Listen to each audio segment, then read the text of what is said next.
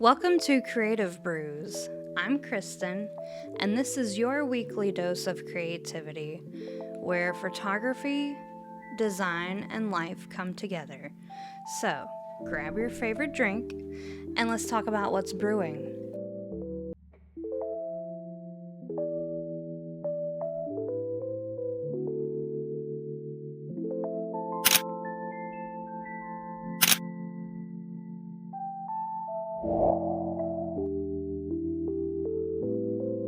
Good morning!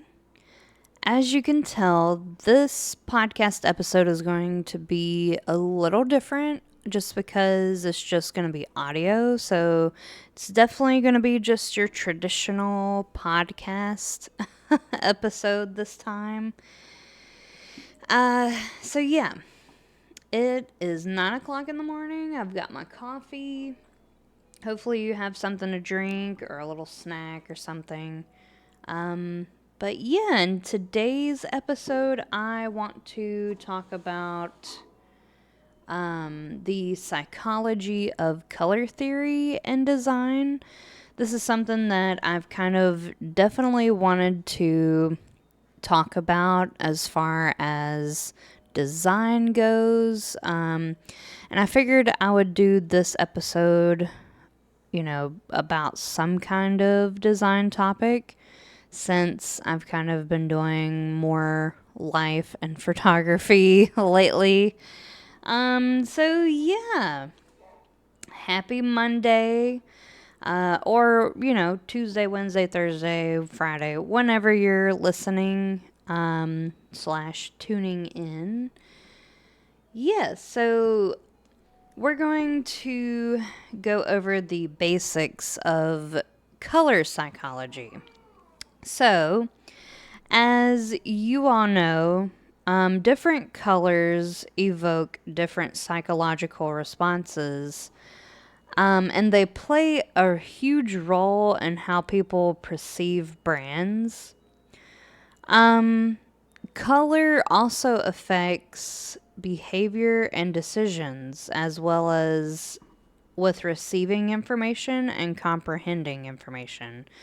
So, I took, of course, you have to take a color theory class. And for me, I took it, I think I took one in high school. It was kind of like a small color theory.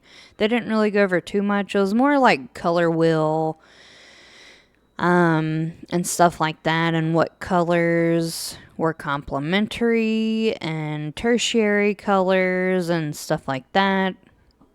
So, in college, when I was going to school for graphic design and photography, I took definitely a color theory class because different colors, depending on what color it is, really makes or breaks decisions. Like, okay, for example, red is usually used as like, so like if you take a look at a lot of the different fast food chains, a lot of those, I guess you could call them brands. A lot of different fast food chains use red, I guess is what I'm trying to get to. And the theory is that red makes you more hungry, and it also makes it more of like an urgency of like, yeah, let's go over here, Wendy's, or let's go to Burger King kind of has red. McDonald's, they have more yellow, but there's a little bit of red, or it used to.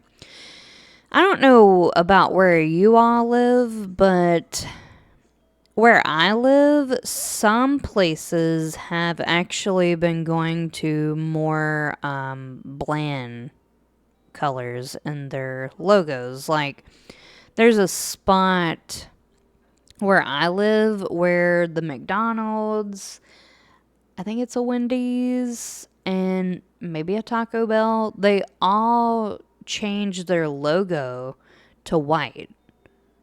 And I don't know if it's just like them testing out like something different, or I don't know, trying to be more black and white. I'm not sure. But, anyways, so to begin with, we'll kind of run through the colors and what they actually mean as far as color theory goes. So, of course, you know me, I've got my little phone or my iPad, and, I've got stuff written down in my notepad. So, anyways, red is said, like I just said earlier.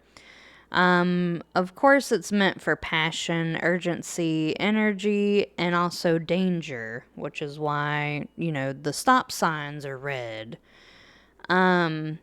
And it's also used to grab attention and create excitement, which is why fast food chains tend to use red in their logos. So that way you'll see Burger King, you'll see Wendy's, you'll see Bojangles and be like, oh God, let's go over there, And sometimes you get a little excited about it. It's also used to highlight sales, and like I said, stop sign. Blue is used more to gain trust, calm, professionalism. It's definitely common in corporate and the technological world or design side of things. So, like, for example, what is that one called? A lot of your tech stores will use blue, or, it might be blue and white, or, something like that. But basically, blue is used also some in the medical field, like in the hospitals, or whenever you go to your doctor, and whatnot. And it's used so that way, especially in those fields, so that way, like I said earlier, it kind of calms you down and maybe kind of gain some trust in what's going on. But yeah, so yellow, optimism, warmth, caution, which is why a lot of your warning signs are yellow. So that way it kind of grabs your attention and says, hey, caution, blah, blah, blah is up ahead. It can be overwhelming in large amounts, which I kind of think is the reason why, again, going to the fast food chains, why they use yellow along with the red. So that way it kind of, the combo of the two grabs your attention, like Bojangles and Burger King. They both use those two colors, and yeah, it kind of creates some excitement, but and some warmth, but it can definitely be very overwhelming in large amounts. This color is also said to cause depression, and which is going to be kind of like a head turn or like a question mark, because a lot of people, kind of associate yellow with warmth, summertime, happiness, the sun, stuff like that. But when I was taking my color theory class, that's what I learned. This has been so long ago.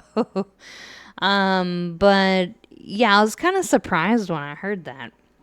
Okay, green, nature, health, growth, money, of course, because it's the color green. It's also used for eco-friendly and finance themes. So, like, on your car, that's an eco-friendly car. It'll have, Nissan, and then it'll have like a little eco, like leaf sort of kind of flair on, um, some, like if you look at some eco-friendly cars on the back side, it'll kind of have like maybe a little leaf design with whatever the car is. Like Nissan, they had a leaf. That's what that's what the car was called. And I think on the back it had like a little leaf with the word leaf or something like that. You can, kind of look at, for some reason, brands are, I can't think of them at the moment. Yeah, for some reason, on the spot, I can't really think of brands. But the brand earlier, when I was on Blue, I was trying to think of Best Buy. And for the car, for green, I was thinking of Prius. And for some reason, I wanted to say Tesla. Anyways, moving on. Purple is seen as luxury, creativity, and mystery. Often seen in beauty are spiritual brands. Orange is enthusiasm, friendliness, affordability, if I could speak, used to evoke a playful tone. And also, like orange, yellow, your lighter colors are usually used with a prominent color. So, like blue and yellow, or blue and orange, which is a good mix because blue and orange are actually complementary if you know your color wheel. So, it kind of pays to know or kind of study the color wheel a little bit. Or like your tertiary colors could be like purple and maybe like are kind of like a so blue, let's use blue. Blue would be your main, and then kind of like a sub blue and then a tint of, kind of is kind of like a tertiary situation. Or you could totally use a color that is made up of three colors, so moving on. Black is seen as power, sophistication, elegance, or mourning, depending on the culture. Popular in luxury and fashion. White, of course, is cleanliness. That's like the number one. Simplicity and purity. But like I just said a minute ago, white is also used in some other cultures as a mourning color. And of course, it's used if you're into like the minimalist look, as well as healthcare. Gray is, of course, a very neutral color. So it's more used for balance and formality. And often a background color or a secondary color. So, like I was saying earlier, you usually won't use yellow and orange only in your logo. And if you do, it might come across as being too loud or too, people can't really focus on your whole meaning or vibe that's going on, because it's kind of clashing. Like each color are basically telling you, hey, look here, hey, look here, hey, look here, hey, look here. And to someone's eyes, I mean, they're going to see that and be like, I don't really feel like paying attention to that.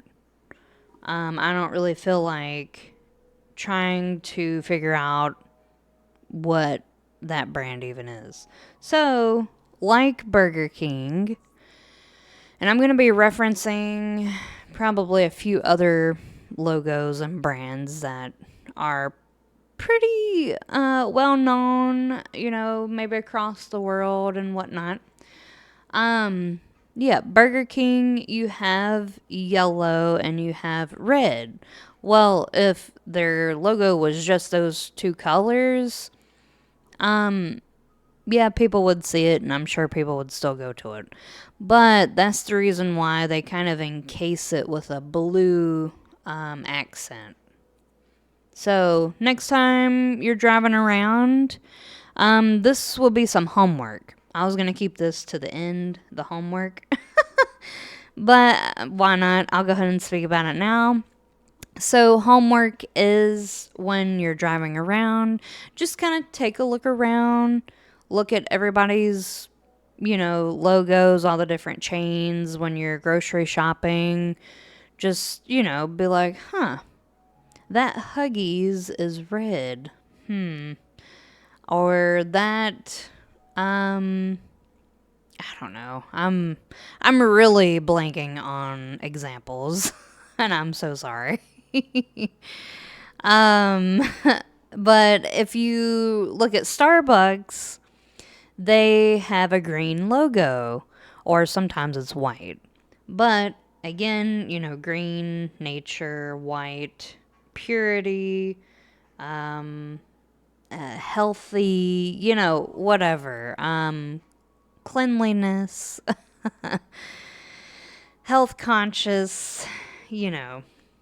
Yeah, just kind of take a look around and kind of note down, like Dollar Tree is green. Audi is what, red and yellow or something like that, or Lidl. Anyways, so use and design, which is kind of what I was mixing in with all the little examples, the color examples. So use and design, it's used, of course, for branding. Choose colors that reflect your brand's personality. So earlier I was saying you wouldn't use just orange, red, and yellow. Because if you do, it's not going to come across great. Nobody's really going to take the time to pay attention to your loud logo.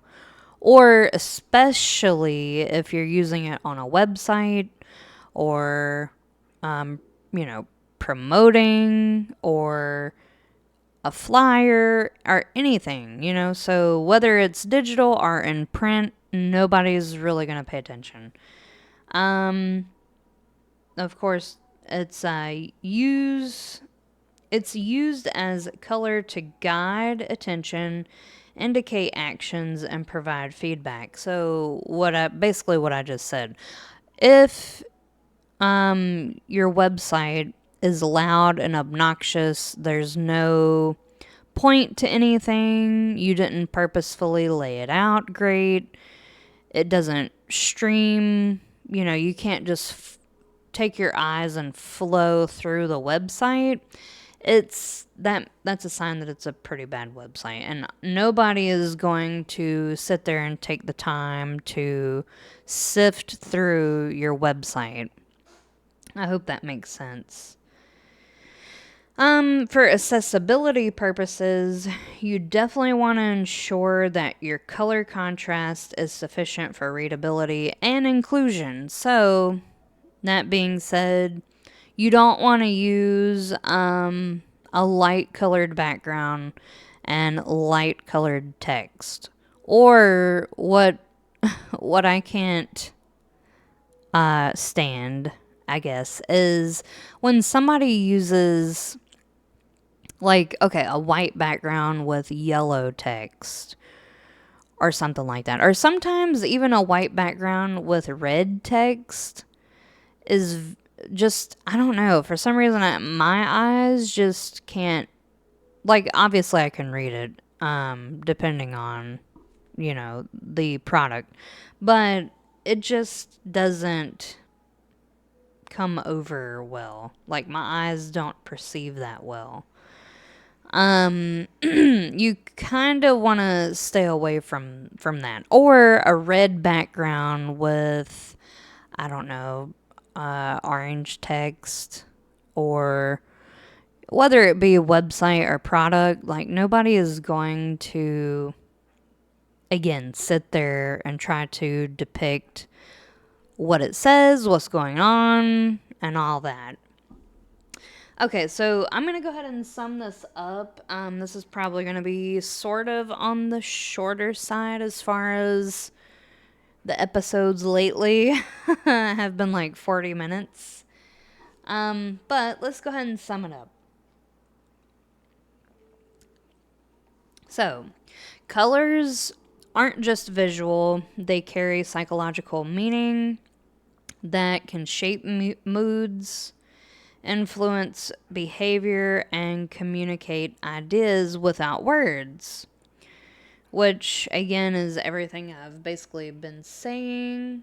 You know, you want, if you're coming up with a new business or a new website or a new product, you want to choose colors that are going to make people, excited, but also calm and be able to trust you, depending on the product and depending on the website.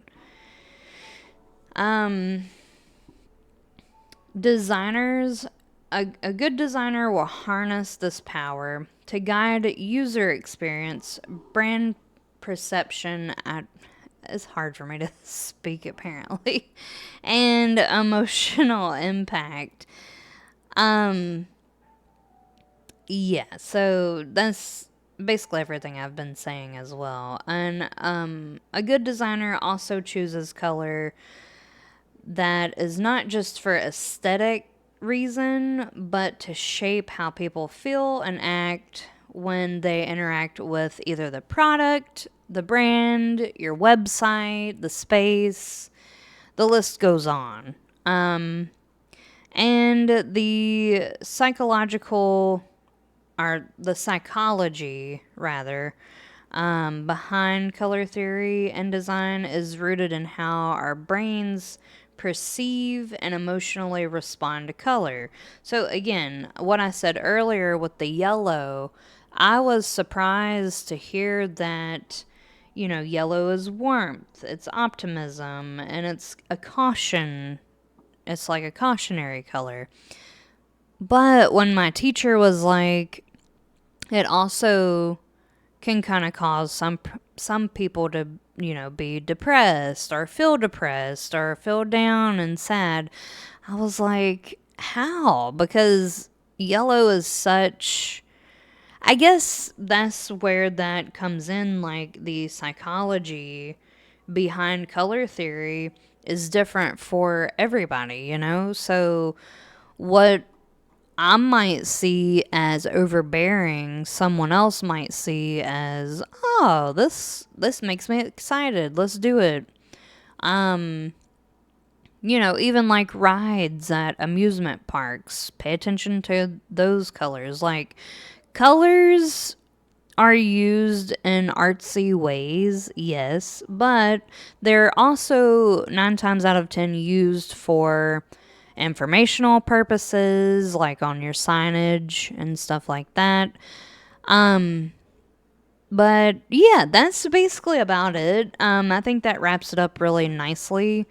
I want to go down the rabbit hole of font, but I think I'm going to just end it here and make another video or another episode on fonts and typography and stuff, and like maybe font combinations and stuff like that. So yeah, there's actually anatomy of the text that we all use and read and know and love. So yeah, I am going to go ahead and call this. I hope everybody has a great day. If it's your first time here, subscribe, comment, leave your thoughts down below. Definitely turn on the bell to, make sure, turn on the bell, subscribe, so that way you don't miss an episode. So, yeah, thanks everybody. I will see you all in the next episode. Bye.